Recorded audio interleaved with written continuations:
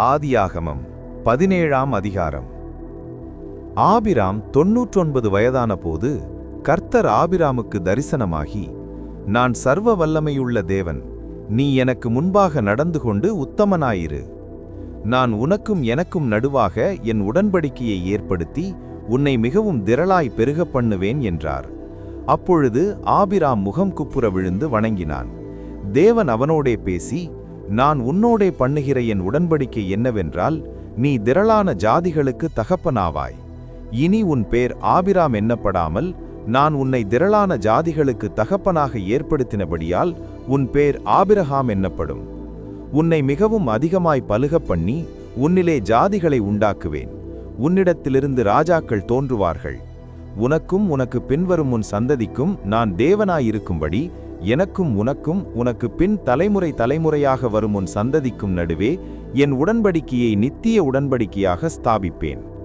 நீ பரதேசியாய் தங்கி வருகிற கானான் தேசம் முழுவதையும் உனக்கும் உனக்கு பின்வரும் உன் சந்ததிக்கும் நித்திய சுதந்திரமாக கொடுத்து நான் அவர்களுக்கு தேவனாயிருப்பேன் என்றார். பின்னும் தேவன் ஆபிரகாமை நோக்கி, இப்பொழுது நீயும் உனக்கு பின் தலைமுறை தலைமுறையாக வரும் உன் சந்ததியும் என் உடன்படிக்கையை கைக்கொள்ளுங்கள். எனக்கும் உங்களுக்கும் உனக்கு பின்வரும் உன் சந்ததிக்கும் நடுவே உண்டாகிறதும் நீங்கள் கைக்கொள்ள வேண்டியதுமான என் உடன்படிக்கை என்னவென்றால், உங்களுக்குள் பிறக்கும் சகல ஆண் பிள்ளைகளும் விருத்த சேதனம் பண்ணப்பட வேண்டும். உங்கள் நுனித்தோலின் மாம்சத்தை விருத்த சேதனம் பண்ணக்கடவீர்கள். அது எனக்கும் உங்களுக்கும் உள்ள உடன்படிக்கைக்கு அடையாளமாயிருக்கும்.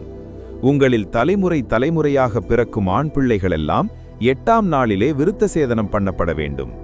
வீட்டிலே பிறந்த பிள்ளையும் உன் வித்தல்லாத அந்நியனிடத்தில் பணத்திற்கு கொள்ளப்பட்ட எந்த பிள்ளையும் அப்படியே விருத்த சேதனம் பண்ணப்பட வேண்டும்.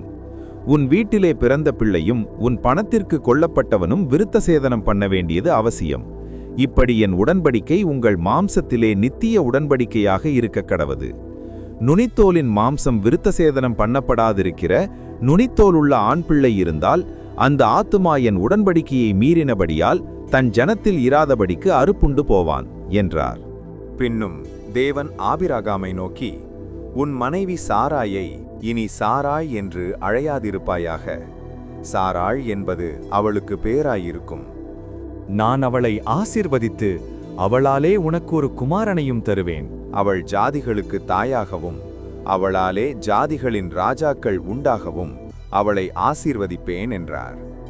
அப்பொழுது ஆபிரகாம் முகம் குப்புற விழுந்து நகைத்து, 100 வயதானவனுக்கு பிள்ளை பிறக்குமோ, 90 வயதான சாராள் பிள்ளை பெறுவாளோ என்று தன் இருதயத்திலே சொல்லிக்கொண்டு, இஸ்மவேல் உமக்கு முன்பாக பிழைப்பானாக என்று ஆபிரகாம் தேவனிடத்தில் விண்ணப்பம் பண்ணினான்.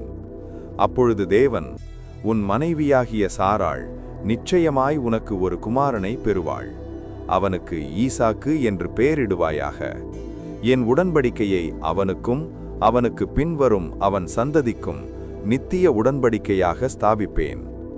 இஸ்மவேலுக்காகவும் நீ செய்த விண்ணப்பத்தை கேட்டேன்.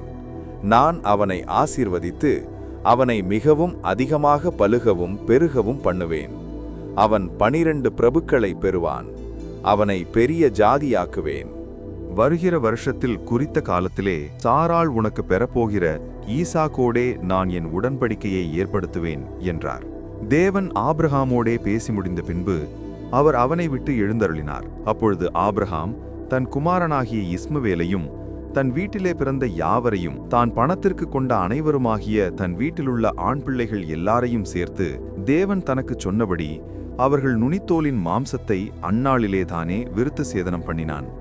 ஆபிரகாமுடைய நுனித்தோலின் மாம்சம் விருத்த சேதனம் பண்ணப்படும்போது அவன் 99 வயதாயிருந்தான். அவனுடைய குமாரன் இஸ்மவேலுடைய நுனித்தோலின் மாம்சம் விருத்த சேதனம் பண்ணப்படும்போது அவன் 13 வயதாயிருந்தான். ஒரே நாளில் ஆபிரகாமும் அவன் குமாரன் இஸ்மவேலும் விருத்த சேதனம் பண்ணப்பட்டார்கள்.